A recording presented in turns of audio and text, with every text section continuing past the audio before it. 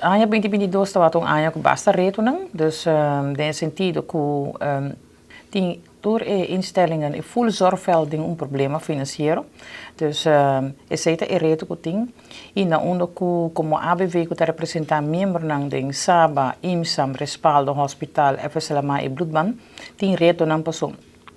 Desde que a pandemia nós não podemos lograr ser CEO não de término mais largo. Normalmente, por meio do COVID, nós será CEO de 2 para 3 anos. Pero desde a pandemia, a bingo em corte de 5,5%, que protocolo não só nós será de 1 ano. E esse é door de inseguridade, onzekerheid. E agora que nós sentamos desde outubro 2022 na mesa para ser CEO, so tour avanço, de tour instellingen, e ainda tem inkorting aqui que está nós para ser CEO de término mais largo, onde pode ser rust em casa.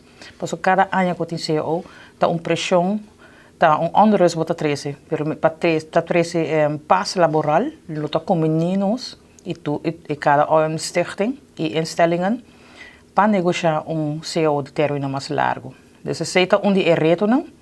Outro reto não está pensioencontract com a Vence, ano passado, nossa negociação de IMSAM e ação de hospital.